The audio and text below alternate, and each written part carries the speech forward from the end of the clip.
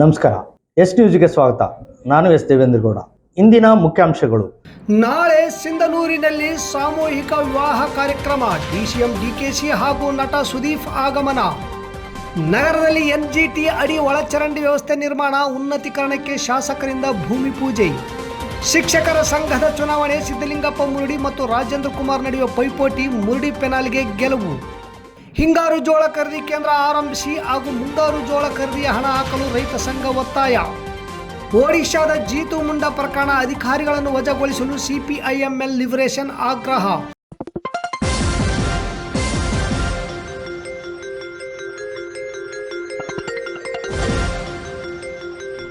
S news, ಇದು ನಿಮ್ಮ ಧ್ವನಿ. ವಾರ್ತೆಗಳ ವಿವರ.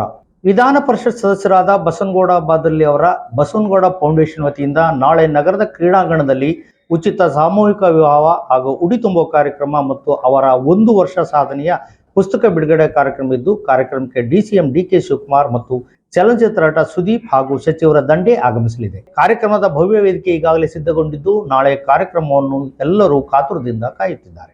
ನಗರದ ಕ್ರೀಡಾಂಗಣದಲ್ಲಿ ಭವ್ಯ ವೇದಿಕೆ ಸಿದ್ಧವಾಗಿದೆ.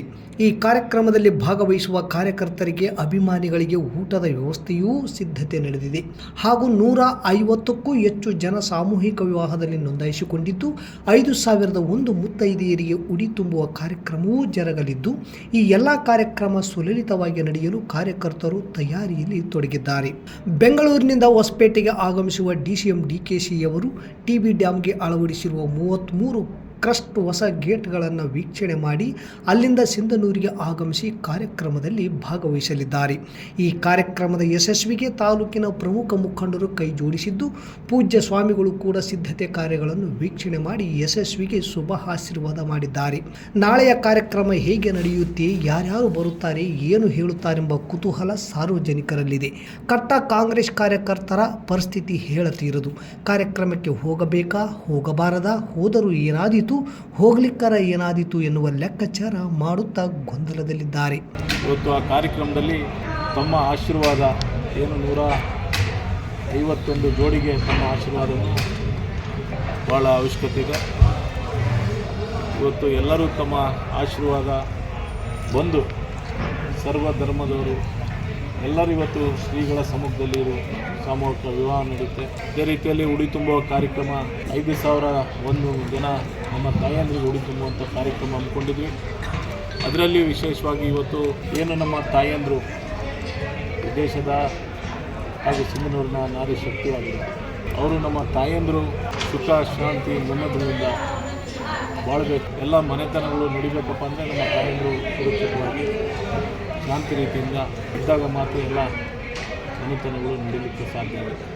ನಮಸ್ಕಾರ ಕರ್ನಾಟಕ. ರಿಲ್ಯಾಕ್ಸ್ ಮೂಡ್ಗೆ ಏನಾದ್ರೂ ಪ್ಲಾನ್ ಮಾಡ್ತಿದ್ರೆ ನಾನ್ ನಿಮ್ಗೊಂದು ಅದ್ಭುತ ಪ್ರಪಂಚನ ಪರಿಚಯಿಸ್ತಿದ್ದೀನಿ ನೋಡಿ. ನೀವೊಮ್ಮೆ ಈ ಸ್ಥಳಕ್ಕೆ ಭೇಟಿ ನೀಡಿದ್ರೆ ನಿಜವಾಗ್ಲೂ ಖುಷಿಯಲ್ಲಿ ಕಳೆದು ಹೋಗ್ತೀರಾ. Gandharvagiri adventures and nature retreat. ಬಳ್ಳಾರಿಯಿಂದ ಬೆಂಗಳೂರು ರಸ್ತೆ ಮೂಲಕ ಸಾಗಿದ್ರೆ ಡಿ ಹಿರಾಳ್ ಅನ್ನೋ ಗ್ರಾಮ ಸಿಗುತ್ತೆ. ಅಲ್ಲಿಂದ ಜಸ್ಟ್ 1.5 ಕಿಲೋಮೀಟರ್ ಬಸಾಪುರ ರಸ್ತೆ ಬಂದ್ರೆ ನಿಮಗೆ ಸಿಗುತ್ತೆ ಪ್ರಕೃತಿ ಸೊಬಗಲ್ಲಿ ಸರಿಸುಮಾರು 50 ಎಕರೆ ವಿಶಾಲವಾದ ಪ್ರದೇಶದಲ್ಲಿ ನಿರ್ಮಾಣವಾಗಿದೆ Gandharvagiri adventures and nature retreat ಎನ್ನುವ ಸುಂದರ ಪ್ರಪಂಚ. ಇಲ್ಲಿಯ ವಿಶಾಲವಾದ ಆಕ್ಟೋ ಸ್ವಿಮ್ಮಿಂಗ್ ಪೂಲ್ ಮತ್ತು ಡೋನಟ್ ಬೋಟ್, ಟ್ರೆಂಡಿಂಗ್ ನಲ್ಲಿರೋ ಫೋಟೋ ಶೂಟ್ ಗೆ ನಿರ್ಮಾಣವಾಗಿದೆ ಕ್ಯಾಂಡಿ ಲ್ಯಾಂಡ್ ಎನ್ನುವ ಕಲರ್ಫುಲ್ ಪ್ರಪಂಚ.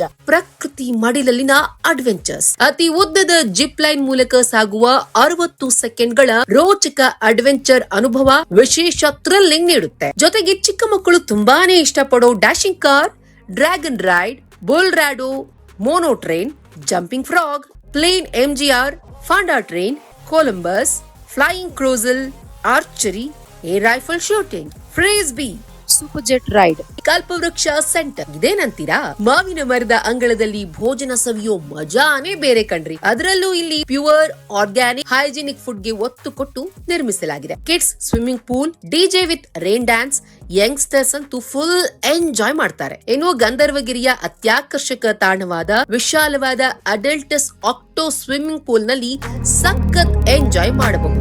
ಬಗೆ ಬಗೆಯ ಬಣ್ಣ ಬಣ್ಣದ ವಿವಿಧ ಪಕ್ಷಿಗಳ ಅನಿಮಲ್ ಕಿಂಗ್ಡಮ್. ಇನ್ನೊಂದು ಇಲ್ಲಿಯ ವಿಶೇಷತೆ ಅಂದ್ರೆ 200ರಿಂದ 300 ಜನರು ಸೇರಿ ಆಚರಿಸಿಕೊಳ್ಳಬಹುದಾದ kitty party, birthday party, wedding anniversary ಸೇರಿದಂತೆ ಯಾವುದೇ ಸಂಸ್ಥೆ ಸಂಘದ ವಾರ್ಷಿಕೋತ್ಸವದಂತಹ ಸಮಾರಂಭಗಳನ್ನ ಆಚರಿಸಿಕೊಳ್ಳೋದಕ್ಕೆ ಪಾರ್ಟಿ ಹಾಲ್ ಸೆಟಪ್ ಕೂಡ ಅವೈಲೇಬಲ್ ಇದೆ. 15ರಿಂದ 20 ಜನರು ತಂಗಲು ಸೆಂಟ್ರಲ್ ಎಸಿ ಡಾರ್ಮೆಟ್ರಿ ಕೂಡ ಇದೆ. ಪ್ರತ್ಯೇಕವಾಗಿ ತಂಗಲು 3 ಎಸಿ ರೂಮ್ಗಳ ಸೌಲಭ್ಯವೂ ಲಭ್ಯವಿದೆ. ಫ್ಯಾಮಿಲಿ ಮತ್ತು ಫ್ರೆಂಡ್ಸ್ ಗ್ರೂಪ್ಗಳಿಗೆ ವಿಶೇಷವಾದ ಟೆಂಟ್ ಹೌಸ್ ಮತ್ತು ಫೈರ್ ಕ್ಯಾಂಪ್ ಕೂಡ ಅವೈಲೇಬಲ್ ಇದೆ. ಮತ್ತೆ ತಡ ಹಿಂದೆ ಭೇಟಿ ನೀಡಿ Gandharvagiri adventures and nature retreat, Bengaluru ರಸ್ತೆ, ಡಿ ಹಿರಾಳ್ ಟುವರ್ಡ್ಸ್ ಬಸಾಪುರ, ಬಳ್ಳಾರಿ. ಹೆಚ್ಚಿನ ಮಾಹಿತಿಗಾಗಿ ಸ್ಕ್ರೀನ್ ಮೇಲೆ ಕಾಣಿಸೋ ನಂಬರ್ಸ್ಗೆ ಸಂಪರ್ಕಿಸಿ. 2016ರಲ್ಲಿ ನಗರದಲ್ಲಿ ಪ್ರಾರಂಭವಾದ 3 ಯೋಜನೆಗಳು ಒಳಚರಂಡಿ, ಶುದ್ಧ ಕುಡಿಯುವ ನೀರು, ರಸ್ತೆ ನಿರ್ಮಾಣಕ್ಕೆ ಸರ್ಕಾರ 300 ಕೋಟಿ ರೂಪಾಯಿ ಅನುದಾನ ನೀಡಿ ಕೆಲಸ ಪ್ರಾರಂಭವಾಗಿ ಕುಡಿಯುವ ನೀರು, ಒಳಚರಂಡಿ ಕೆಲಸಗಳು, ರಸ್ತೆ ನಿರ್ಮಾಣದ ಕೆಲಸಗಳು ಮುಗಿದಿದ್ದು ಅಂತಿಮವಾಗಿ ಒಳಚರಂಡಿ ಕಾರ್ಯದಲ್ಲಿ ಡಿಬಿಒಟಿ ಮಾದರಿಯಲ್ಲಿ ಒಳಚರಂಡಿ ವ್ಯವಸ್ಥೆ ಕೆಲಸಕ್ಕೆ ಸರ್ಕಾರ 20 ಕೋಟಿ ಮಂಜೂರು ಮಾಡಿದ್ದು ಈ ಕೆಲಸ ಪ್ರಾರಂಭವಾಗಲಿದೆ ಎಂದು ಶಾಸಕರಾದ ಹಂಪನಗೌಡ ಬಾದರ್ಲಿ ಅವರು ಹೇಳಿದರು. 99 ಕೋಟಿ ರೂಪಾಯಿಯಲ್ಲಿ ಶುದ್ಧ ಕುಡಿಯುವ ನೀರಿನ ಕಾರ್ಯದಲ್ಲಿ ತುರ್ವಿಹಾಳ್ ಹತ್ತಿರ ಕೆರೆ ನಿರ್ಮಾಣ, 22 ಕಿಲೋಮೀಟರ್ ಪೈಪ್ಲೈನ್ ಹಾಗೂ ನಗರದ ಕೆರೆ ಹತ್ತಿರ ಶುದ್ಧೀಕರಣ ಘಟಕ ಈಗಾಗಲೇ ಪ್ರಾರಂಭವಾಗಿ 5 ದಿನಕ್ಕೊಮ್ಮೆ ಶುದ್ಧವಾದ ಕುಡಿಯುವ ನೀರು ನಗರದ ಜನರಿಗೆ ಸಿಗುತ್ತಿದೆ. ತಮ್ಮ ಬೇಡಿಕೆ ಪ್ರತಿದಿನ ಬೇಕು ಎಂದು. ಇನ್ನು ಯುಜಿಡಿ ಕೆಲಸ ಕೂಡ ಮುಗಿದಿದ್ದು ಮಲಮೂತ್ರ ಹೊರಗೆ ಹೋಗಲು ಚೇಂಬರ್ಗೆ ತಮ್ಮ ಮನೆಯಿಂದ ಕಲೆಕ್ಷನ್ ಮಾಡಿಕೊಳ್ಳಬೇಕಾಗಿತ್ತು. ಯಾರು ಮಾಡಿಕೊಳ್ಳಲಿಲ್ಲ. ಈಗ ಸರ್ಕಾರ ಅದಕ್ಕಾಗಿ NGT ಅಡಿ 20 ಕೋಟಿ ಮಂಜೂರು ಮಾಡಿದ್ದು ಕೆಲಸಗಳು ಪ್ರಾರಂಭವಾಗಲಿವೆ ಎಂದು ವಾರ್ಡ್ ನಂಬರ್ 1ರಲ್ಲಿ ಭೂಮಿ ಪೂಜೆ ನೆರವೇರಿಸಿ ಶಾಸಕ ಹಂಪನಗೌಡ ಬಾದರ್ಲಿಯವರು ಮಾತನಾಡಿದರು. ಈ ಸಂದರ್ಭದಲ್ಲಿ ಪೌರಾಯುಕ್ತ ಪಾಂಡುರಂಗ ಇಟಗಿ, ಸೋಡಾ ಸದಸ್ಯ ಕಾಜಿ ಮಲ್ಲಿಕ್, ವಕೀಲರು, ಗ್ಯಾರಂಟಿ ಯೋಜನೆಯ ಅಧ್ಯಕ್ಷ ಅನಿಲ್ ಕುಮಾರ್ ವೈ, ಪ್ರಭುರಾಜ್, ಲಿಂಗಪ್ಪ ಧಡೆಸೂಗೂರ್, ನಜೀರ್ ಸಾಬ್, ಮೌಲಾ ಸಾಬ್, ಛತ್ರಪ್ಪ, ಕರೀಂ ಸಾಬ್, ನಬಿ ಸಾಬ್ ಸೇರಿದಂತೆ ವಾರ್ಡಿನ ಜನರಿದ್ದರು. ಕಲ್ಪೇಟೆ 3 ವಾರ್ಡು, ಇಲ್ಲಿ 3 ವಾರ್ಡ್ ಇವತ್ತು ಚಾಲು ಮಾಡಿ ಈ ವಾರ 15 ದಿವಸದಾಗ ಈ 4 ವಾರ್ಡುಗಳು ಕೆಲಸ ಮುಗಿಸ್ಮೇಲೆ ಮತ್ತೆ 4 ವಾರ್ಡುಗಳು ಕೆಲಸ ಪ್ರಾರಂಭ ಮಾಡಿ ಒಂದು 5-6 ತಿಂಗಳಲ್ಲಿ ಸಿಂಧನೂರು ನಾಗರಿಕರ ಈ ಒಳಚರಂಡಿ ವ್ಯವಸ್ಥೆ ಸಮಸ್ಯೆ ಬಗೆಹರಿಸ್ತೈತೆ. ನಂಬರ್ 1.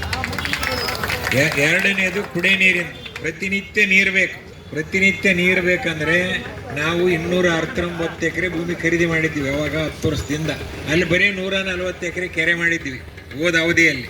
ಇನ್ನು 110 ಎಕರೆ ಕೆರೆ ಮಾಡಬೇಕು. ಈಗ ಆ ಕೆರೆಗೂ ಕೂಡ 30 ಕೋಟಿ ದುಡ್ಡು ಕೊಡಿಸಿ ಪೂಜೆ ಮಾಡಿ ಆ ಕೆಲಸನೂ ಚಾಲುವಾಗಿದೆ.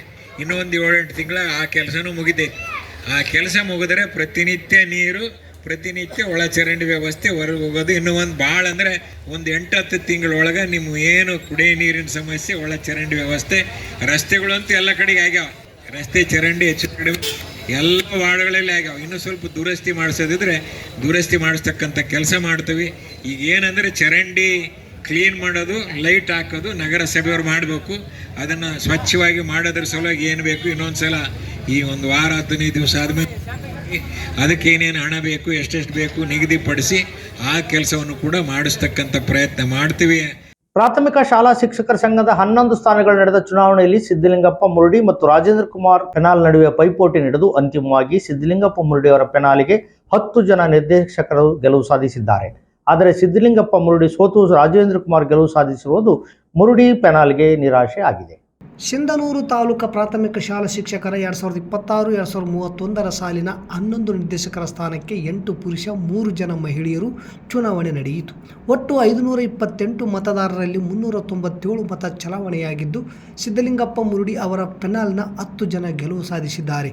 ಆದೇಶ ತಿಡಿಗೋಳ್ 312 ಮತ, ಮಾನಮ್ಮ ರಾಮದಾಸ್ ನಾಯಕ್ 278 ಮತ, ವೀರೇಶ್ ಸಾಸಲ್ಮರಿ 251 ಮತ, ಅಶೋಕ್ ಗಾಜಿ 240 ಮತ, ಮಲ್ಲಪ್ಪ 230 ಮತ, ಪ್ರಭಾಕರ್ 230 ಮತ, ಹುಸೇನ್ ಬಾಷಾ 227 ಮತ, ವಿಜಯಲಕ್ಷ್ಮಿ 225 ಮತ, ಕಳಕಪ್ಪ ಗಡಾದ್ 221 ಮತ, ಜ್ಯೋತಿಲಕ್ಷ್ಮಿ 213 ಮತ ಪಡೆದು ಗೆಲುವು ಸಾಧಿಸಿದ್ದು ಅಂತಿಮ ಹಂತದಲ್ಲಿ ಸಿದ್ದಲಿಂಗಪ್ಪ ಮುರುಡಿ ಮತ್ತು ರಾಜೇಂದ್ರ ಕುಮಾರ್ ಮಧ್ಯೆ ನಡೆದ ಪೈಪೋಟಿಯಲ್ಲಿ ರಾಜೇಂದ್ರ ಕುಮಾರ್ 188 ಮತ ಪಡೆದು 9 ಮತ ಅಂತರದಿಂದ ಗೆಲುವು ಸಾಧಿಸಿದ್ದಾರೆ. ಸಿದ್ದಲಿಂಗಪ್ಪ ಮುರುಡಿ ಸೋಲುಂಡಿದ್ದರೂ ಅವರ ಪೆನಾಲ್ನ 10 ಜನ ನಿರ್ದೇಶಕರು ಜಯ ಸಾಧಿಸಿದ್ದಾರೆ. ಚುನಾವಣಾ ಅಧಿಕಾರಿಯಾಗಿ ಸಿದ್ದರಾಮಪ್ಪ ಚಳ್ಳೂರ್ ಕಾರ್ಯನಿರ್ವಹಿಸಿದ್ದರು. ಹಿಂಗಾರು ಜೋಳ ಖರೀದಿ ಕೇಂದ್ರ ಶೀಘ್ರ ಆರಂಭಿಸಬೇಕು ಹಾಗೂ ಮುಂಗಾರು ಜೋಳ ಖರೀದಿ ಮಾಡಿದ ರೈತರ ಖಾತೆಗೆ ಹಣ ಜಮಾ ಮಾಡುವಂತೆ ಆಗ್ರಹಿಸಿ ತಹಸೀಲ್ದಾರ್ ಮೂಲಕ ಕರ್ನಾಟಕ ರಾಜ್ಯ ರೈತ ಸಂಘ ಹಸಿರು ಸೇನೆ ಸಂಘದ ತಾಲೂಕು ಘಟಕದ ವತಿಯಿಂದ ಮನವಿ ಸಲ್ಲಿಸಲಾಯಿತು. ಜೋಳ ಖರೀದಿಯಾಗಿ 4-5 ತಿಂಗಳು ಆಗಿದೆ. ಇನ್ನು ರೈತರ ಖಾತೆಗೆ ಹಣ ಜಮೆಯಾಗಿಲ್ಲ. ರೈತರು ಸಾಲ ಸೂಲ ಮಾಡಿ ಬೆಳೆ ಬೆಳೆದಿದ್ದಾರೆ. ಸಾಲಕ್ಕೆ ಅಸಲು ಬಡ್ಡಿ ಕಟ್ಟಲು ಒತ್ತಾಯ ಮಾಡುತ್ತಿದ್ದಾರೆ. ಮುಂದೆ ಮತ್ತೆ ಬೆಳೆ ಬೆಳೆಯಲು ಬೀಜ ಗೊಬ್ಬರ ತರಲು ಹಣದ ಅವಶ್ಯಕತೆ ಇದೆ. ಕೂಡಲೇ ಹಣ ಪಾವತಿ ಮಾಡಬೇಕು ಮತ್ತು ಹಿಂಗಾರು ಜೋಳ ಖರೀದಿ ಕೇಂದ್ರಗಳನ್ನು ಕೂಡಲೇ ಖರೀದಿಸುವ ಕೆಲಸ ಆರಂಭಿಸಬೇಕು. ಇಲ್ಲದಿದ್ದಲ್ಲಿ ಜೋಳಕ್ಕೆ ನುಸಿ ಹತ್ತಿ ಹಾಳಾಗುವ ಸಂಭವವಿದೆ ಎಂದು ಆಗ್ರಹಿಸಿದರು. ಈ ಸಂದರ್ಭದಲ್ಲಿ ಸಂಘಟನೆ ರಾಜ್ಯ ಪ್ರಧಾನ ಕಾರ್ಯದರ್ಶಿ ಬಸವರಾಜ ಗೋಡಿಹಾಳ್, ತಾಲೂಕು ಅಧ್ಯಕ್ಷ ನಾಗರಾಜ್ ಬಿಂಗಿ, ಕಾರ್ಯದರ್ಶಿ ನಿರ್ಪಾದ್ಯಪ್ಪ ಅಡ್ಡಿ, ಕೆಆರ್ಎಸ್ ಪಕ್ಷದ ರಾಜ್ಯ ಪ್ರಧಾನ ಕಾರ್ಯದರ್ಶಿ ನಿರ್ಪಾದಿ ಕೆ ಗೋಮರ್ಸಿ, ಮಲ್ಲೇಶ ಸುಕಲ್ಪೇಟೆ, ಶ್ಯಾಮ್ ಸುಂದರ್ ಬೇರ್ಗಿ, ದೊಡ್ಡಬಸವ, ವೀರನಗೌಡ, ಅಂಬಣ್ಣ, ಅಡವೇಶ್ ಇರಿಬೇರ್ಗಿ ಸೇರಿದಂತೆ ಅನೇಕರಿದ್ದರು. ತಾಲೂಕಿನಲ್ಲಿ ರೈತರು ಬೆಳೆದಂಥ ಜೋಳವನ್ನ ಏನು ಹಿಂಗಾರು ಇರ್ಬೋದು, ಮುಂಗಾರು ಇರ್ಬೋದು, ನಾವು ಕಳೆದ ವರ್ಷ 2 ವರ್ಷದ ಹಿಂದಿನಿಂದನೂ ಕೂಡ ತಾಲೂಕು ಆಡಳಿತಕ್ಕೂ ಮತ್ತು ರಾಜ್ಯ ಸರ್ಕಾರಕ್ಕೂ ಕೂಡ ಎಚ್ಚರಿಸ್ತಾ ಬರ್ತಾ ಇದ್ದೀವಿ. ಎಲ್ಲವೂ ನಾವು ಒಂದೇ ಬೆಳೆ ಬೆಳೀತಕ್ಕಂಥದ್ದು, ಒಂದೇ ಸಾರಿ ಖರೀದಿ ಆಗಬೇಕು, ಹಿಂಗಾರು ಮುಂಗಾರು ಅನ್ನತಕ್ಕಂಥದ್ದು ಬೇಡ ಅಂತ ನಾವು ಪದೇ ಪದೇ ಹೇಳ್ತಾ ಬಂದಿದ್ರು ಕೂಡ ತಾಲೂಕು ಆಡಳಿತ ಎಚ್ಚೆತ್ತುಕೊಳ್ಳದೆ ಮತ್ತೆ ತನ್ನ ವರಸೆಯನ್ನು ತೋರಿಸಿ ಇವತ್ತು ಹಿಂಗಾರು ಬೇರೆ ಮುಂಗಾರು ಬೇರೆ ಅಂತೇಳಿ ಪ್ರಾರಂಭ ಮಾಡಿದೆ. ಈಗ ಮುಂಗಾರು ಜೋಳವನ್ನು ಖರೀದಿ ಕೇಂದ್ರ ಪ್ರಾರಂಭ ಮಾಡೋದಕ್ಕೆ ತಡ ಮಾಡಿ ಖರೀದಿಯನ್ನು ಮಾಡಿದ್ದಾರೆ. ಆದರೆ ಖರೀದಿಯಾಗಿ 1.5 ತಿಂಗಳು ಕಳೆದರೂ ಕೂಡ ಮುಂಗಾರು ಜೋಳ ಕೊಟ್ಟಂಥ ರೈತರಿಗೆ ಇದುವರೆಗೂ ಅವರ ಖಾತೆಗೆ ಹಣ ನೀಡಿಲ್ಲ. ಸರ್ಕಾರದ ಒಂದು ನಿಯಮ ನಡವಳಿಕೆ ಏನಿದೆ ಅಂತ ಹೇಳಿದ್ರೆ, ಖರೀದಿ ಕೇಂದ್ರಕ್ಕೆ ಹಾಕಿದ 8 ದಿನದ ಒಳಗಡೆ ಆ ರೈತನ ಖಾತೆಗೆ ಹಣ ಬರಬೇಕು. ಆದರೆ 1.5 ತಿಂಗಳು ಆದರೂ ಕೂಡ ರೈತನ ಖಾತೆಗೆ ಹಣ ಬಂದಿಲ್ಲ. ಕಾರಣ ಏನಪ್ಪಾ ಅಂತಂದ್ರೆ, ಇವತ್ತು ರೈತ ಜೋಳ ಬೆಳೆದಂಥ ರೈತ 5 ತಿಂಗಳು ಜೋಳ ಕಟಾವಾಗ 5 ತಿಂಗಳು ಕಳೆದರೂ ಕೂಡ ಇನ್ನೂ ಆ ರೈತನ ಖಾತೆಗೆ ಹಣ ಜಮಾ ಆಗಿಲ್ಲ ಅಂತಂದ್ರೆ ಆ ರೈತ ಸಾಲದ ಸುಳಿಗೆ ಸಿಲುಕತಕ್ಕಂಥ ಅನಿವಾರ್ಯತೆ ಆಗಿದೆ.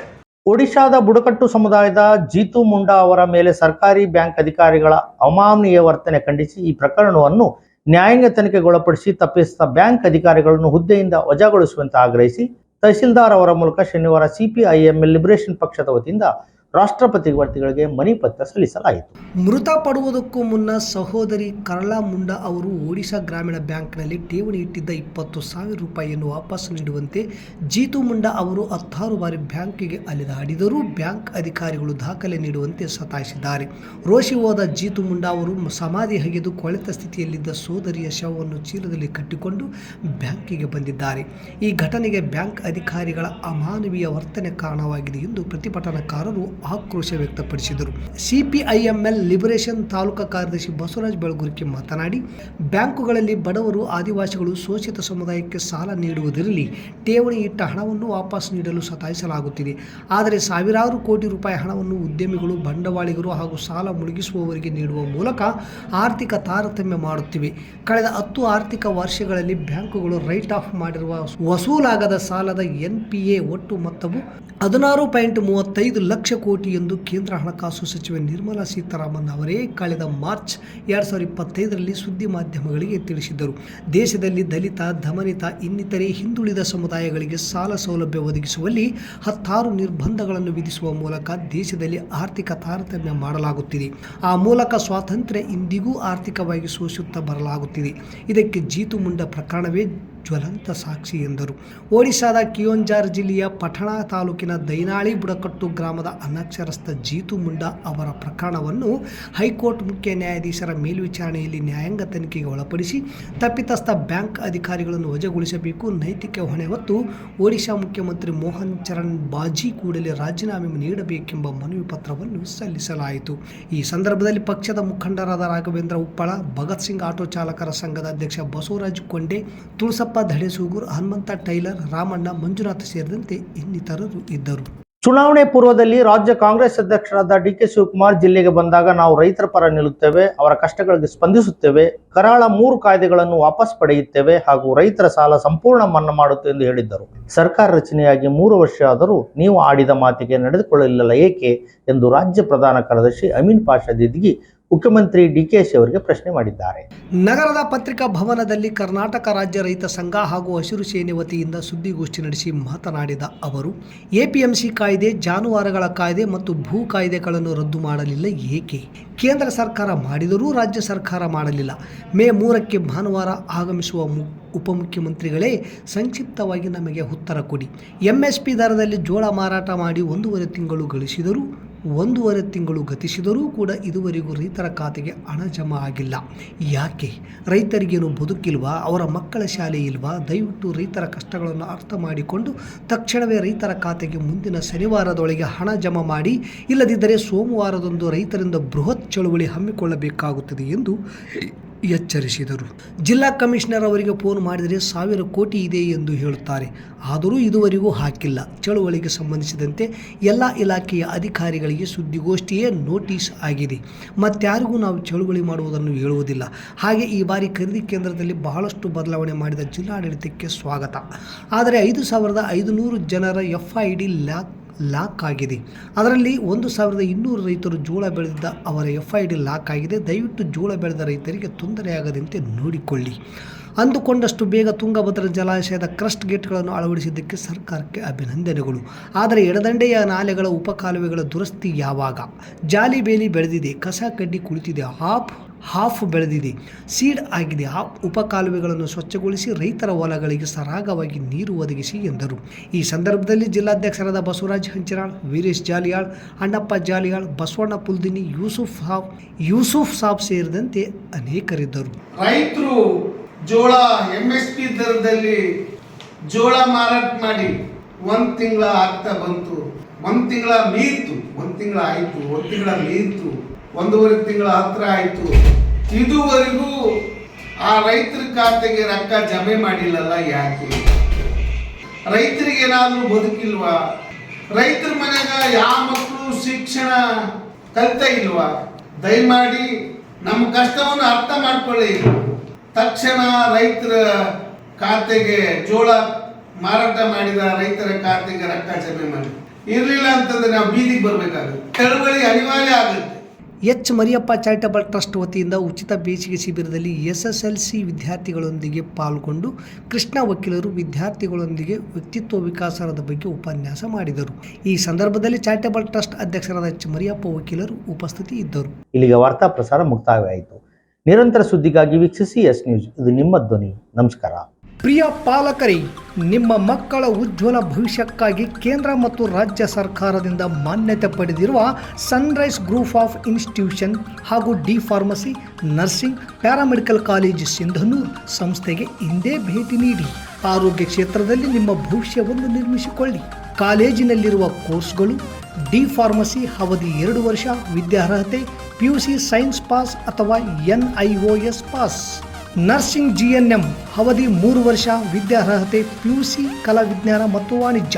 Paramedical college DMLT, DHI, DOT and AT ಅವಧಿ 3 ವರ್ಷ, ವಿದ್ಯಾರ್ಹತೆ SSLC ಹಾಗೂ ದ್ವಿತೀಯ PUC ವಿಜ್ಞಾನ ಪಾಸ್. ಈ ಸಂಸ್ಥೆಯ ವಿಶೇಷತೆಗಳು: ಅನುಭವಿ ಹಾಗೂ ನುರಿತ ಉಪನ್ಯಾಸಕರಿಂದ ಬೋಧನೆ, ವಿದ್ಯಾರ್ಥಿಗಳಿಗೆ ಪ್ರಾಯೋಗಿಕ ಹಾಗೂ ವೈದ್ಯಕೀಯ ಕಲಿಕಾ ಅನುಭವವನ್ನು ಹೆಚ್ಚಿಸುವ ಉದ್ದೇಶದಿಂದ ಸಿಂಧನೂರು ಪಟ್ಟಣದ ವಿವಿಧ ಆಸ್ಪತ್ರೆಗಳಲ್ಲಿ ವೈದ್ಯರು ಮತ್ತು ಹಿರಿಯ ನರ್ಸ್ಗಳ ಮಾರ್ಗದರ್ಶನದಲ್ಲಿ ಪ್ರಾಯೋಗಿಕ ಕಲಿಕೆ. ಪ್ರತಿ ಶನಿವಾರ ತಜ್ಞ ವೈದ್ಯರಿಂದ ವಿಶೇಷ ಉಪನ್ಯಾಸ. ವಿದ್ಯಾರ್ಥಿಗಳಿಗೆ ಕಲಿಕಾ ಅನುಭವಕ್ಕಾಗಿ ಸಿಂಧನೂರು ಹಾಗೂ ವಿವಿಧ ನಗರದ ವೈದ್ಯರ ವತಿಯಿಂದ ಉಚಿತವಾಗಿ ನಡೆಯುವ ಸುಮಾರು ಆರೋಗ್ಯ ತಪಾಸಣಾ ಶಿಬಿರ ಹಾಗೂ ಸ್ವಯಂ ಪ್ರೇರಿತ ರಕ್ತದಾನ ಶಿಬಿರದಲ್ಲಿ ವಿದ್ಯಾರ್ಥಿಗಳು ಭಾಗವಹಿಸಿ ವಿಶೇಷ ಕಲಿಕಾ ಅನುಭವವನ್ನು ಪಡೆದಿರುತ್ತಾರೆ. ಸಮಾಜದಲ್ಲಿ ಆರೋಗ್ಯದ ಅರಿವು ಮೂಡಿಸುವ ಉದ್ದೇಶದಿಂದ ವಿದ್ಯಾರ್ಥಿಗಳ ಸಹಭಾಗಿತ್ವದಲ್ಲಿ ವಿವಿಧ ಆರೋಗ್ಯ ಜಾಗೃತಿ, ಆರೋಗ್ಯ ಜಾಥಾ ಕಾರ್ಯಕ್ರಮಗಳು ಹಾಗೂ ಆರೋಗ್ಯ ಶಿಕ್ಷಣ ಚಟುವಟಿಕೆಗಳನ್ನು ಹಮ್ಮಿಕೊಳ್ಳಲಾಗುತ್ತದೆ. ಪರಿಸರ ಸ್ವಚ್ಛತೆ ಮತ್ತು ಆರೋಗ್ಯಕರ ಜೀವನ ಶೈಲಿಯ ಕುರಿತು ಜನರಲ್ಲಿ ಅರಿವು ಮೂಡಿಸಲಾಗುತ್ತದೆ. ಸುಸಜ್ಜಿತ ಕಟ್ಟಡಗಳು, ಸ್ಮಾರ್ಟ್ ಕ್ಲಾಸಸ್, ಆಧುನಿಕ ಲ್ಯಾಬ್ ಸೌಲಭ್ಯಗಳು ಹಾಗೂ ಪ್ರಾಯೋಗಿಕ ತರಬೇತಿ ವ್ಯವಸ್ಥೆ. ವಿದ್ಯಾರ್ಥಿಗಳ ಸುರಕ್ಷತೆಗಾಗಿ CC ಕ್ಯಾಮೆರಾ ಅಳವಡಿಸಲಾಗಿದೆ. ವಿದ್ಯಾರ್ಥಿಗಳಿಗೆ ವಿವಿಧ ಖಾಸಗಿ ಆಸ್ಪತ್ರೆಗಳು ಹಾಗೂ ವಿವಿಧ ಫಾರ್ಮಾ ಕಂಪನಿಗಳ ಸಹಯೋಗದಲ್ಲಿ ಕ್ಯಾಂಪಸ್ ಸಂದರ್ಶನದ ಮೂಲಕ ನೇರ ಉದ್ಯೋಗದ ಅವಕಾಶವನ್ನು ಕಲ್ಪಿಸಲಾಗುತ್ತದೆ. ಪ್ರವೇಶಕ್ಕಾಗಿ ಹಿಂದೆ ಸಂಪರ್ಕಿಸಿ. ಇರ್ಫಾನ್ K, ಅಧ್ಯಕ್ಷರು, Sunrise D Pharmacy, nursing, paramedical college, Vasavi Kalyana ಮಂಟಪದ ಮುಂಭಾಗ, PWD ಕ್ಯಾಂಪ್, ರಾಯಚೂರು ರಸ್ತೆ, ಸಿಂಧನೂರು. Mobile number 8197143588, 8904242655, 903673135.